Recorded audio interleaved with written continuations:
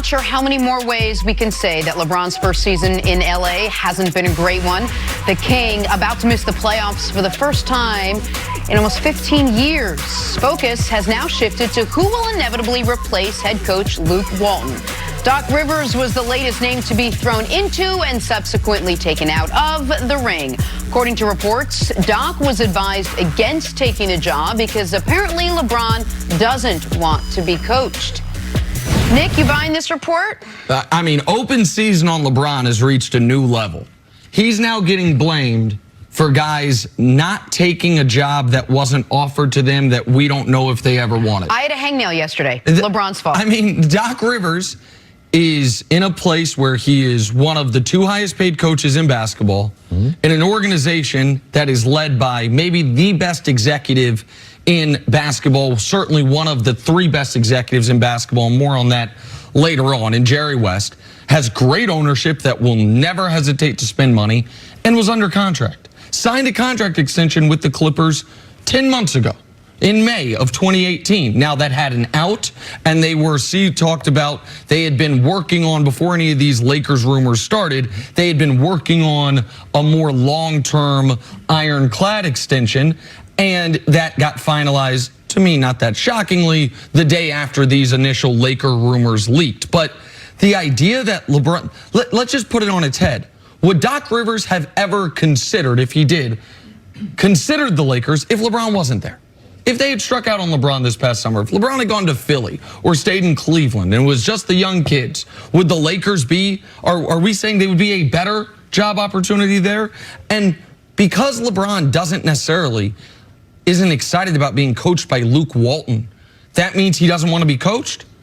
We saw him in Miami initially show resistance to Eric Spoelstra and then do exactly what Spoelstra wanted him to do. Not only on the defensive end, but going down on the low block and creating a new part of his game after the first season went so awry in that Dallas series. We saw LeBron get blamed for a player staying in Oklahoma City, Paul George. Now we're seeing LeBron get blamed potentially for a coach staying, this one Doc Rivers with the Clippers. Well, a number of things here.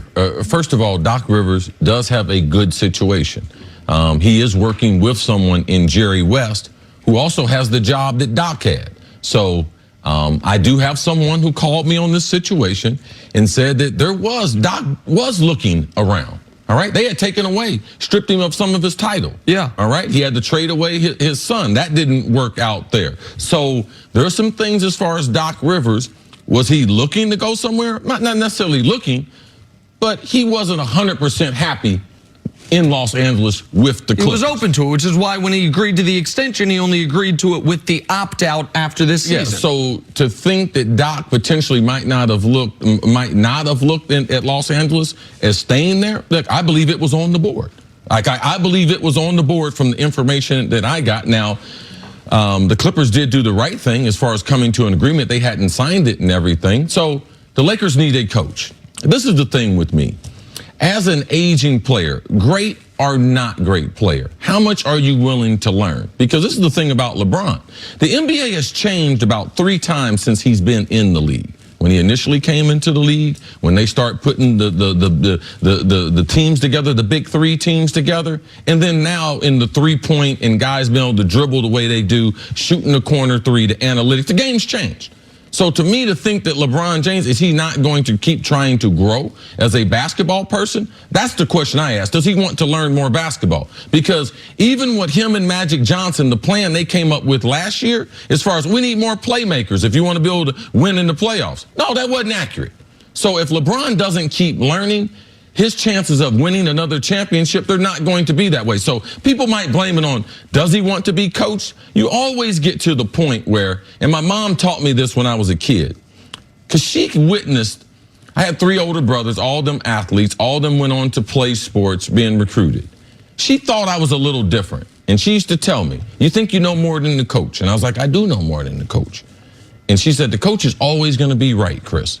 He's always right. Regardless of what you know, that coach, when you go there, he's going to be right. And I think when you become a star player, which I know something about, it's hard to keep that in the same perspective of, man, this people, they know what's best for me. And LeBron, he hadn't been surrounded by great coaching. The best coaching he got was in Miami with Sproles and Pat Riley. Did he like it?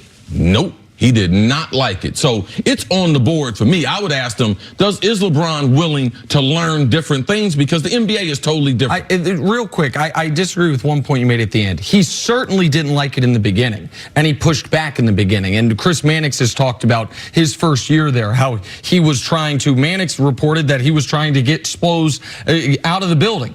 But the latter few years, they became incredibly close. Right. I didn't say that. I said he was very uncomfortable with the great coaching that he was getting there in Miami. Right. And I think that was at the beginning and not at the end. I think by the end of it, we saw, and I think you noticed this as well, David Fizdale, who was one of the assistants on that Miami team, the embrace he and Fizz had before the Knicks game at the Garden this weekend. Like, he came to appreciate the coaching, actual coaching he got in Miami. I believe he came to appreciate the coaching he got from Ty Lue, which is one of the reasons if when Luke Walton's fired, Ty Lue's going to be a guy I think LeBron advocates for. But I do wonder. I think he has respect for Ty Lue. I don't know if Ty Lue has the ability to take LeBron to that next level. There's a difference in, because this is what I believe and this is what I teach kids. When you're an athlete, your job is to surrender your ability to whoever is coaching you and allow them to create and mold in you so that you can become your best. It's no different than being a smart student when you're attending a class. You have to be into that class and allowing that teacher to bring out the best in you. And that's what I worry about with LeBron. Well, and that's certainly one of the reasons the Luke Walton relationship, I don't think it's worked, because I don't think LeBron believes there's anything Luke Walton can teach him. And I don't think that's arrogant. I think that's right. Luke Walton and LeBron are the same draft class. Well, I'm just going to tell you, in life, I would never want to get to the point where I looked at a person and because they had less experience or whatever, to think I couldn't learn something from that person. What you can learn is, if you don't learn nothing else, you learn a different perspective. So you never want to get to the point. I don't care how good. And I've worked with some of the greatest athletes, training on and off the field, both of them. From a mental standpoint, you never want to get to that point where you look at a person and say, you know something? I can never learn from him. Isn't that the most impressive characteristic about Tom Brady that we talk about all the time, that even at this age, he's still coachable, he still wants to learn? And I understand you're putting Bill Belichick up against anyone else that would be in there, but if it isn't Luke Walton, it isn't Doc Rivers, it isn't Ty, who well, hold on. I think LeBron would have really liked to be coached by Doc Rivers. I don't think we can say it isn't Doc Rivers. Like, well, I said it isn't because he's staying with the Clippers. Right, but those are whether or not LeBron would have enjoyed being coached by Doc Rivers and whether or not Doc Rivers wanted to come to the Lakers. If we want to use the Belichick example, who's the Belichick of the NBA? Greg Popovich. LeBron has spoken at length what respect he has for Popovich. Do I think LeBron? He was a free agent. He was a free agent. Okay, yes, but do you think he went? What was more important was him going to Los Angeles and his brand, of course, compared to going to being coached by someone like Pop. Right, but you don't think Pop was a negative? As far as if LeBron ever would have considered going to San Antonio, which would have been quite odd, I don't think it was, well, I would go there, but I don't want Pop. The only reason it would ever have been considered was because of Popovich. Like, you're right, he could have said, screw it. The only thing that matters to me is he was making this decision on multi-levels. But I think LeBron, if Greg Popovich were his coach, I think he submits his talents the way Brady does. I want to ask you a question, though, because once you became future Hall of Famer Chris Carter, for the majority of that time, Denny Green was your coach, and you had enormous respect for Denny Green. I don't know the full list of all your different wide receiver coaches, but I imagine at some point in time, you had some coach where you're like, man, I probably know as much, if not more, about this position than you. How did you deal with that relationship? How did you get something out of those relationships when you had been in the league doing it at that level and the guy who was coaching your position maybe wasn't at that level? Right. I came to work every day with expectation that I was going to learn something. And I also watched the trends in the game, because the game was changing. Formations were changing. How they were defending people were changing as the rules were changing, where you couldn't be as physical down the field. So the game is ever evolving, and you never want to feel like as if my brain is going to be stale.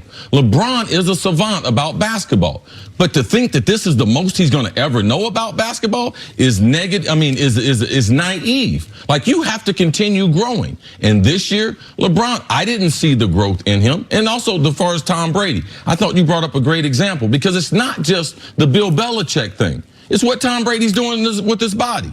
We saw him 17 years ago at the Combine.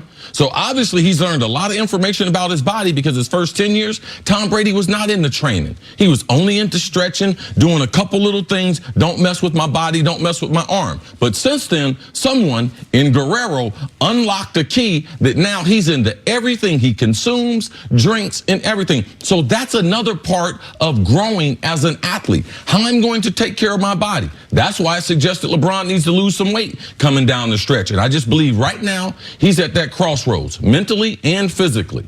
You can blame it on the coaching, but is LeBron still going to get better coming down the stretch? That's the part that's important, and you need to bring new concepts, new people into your life to get into your head. That's the way you unlock new things. You want new results?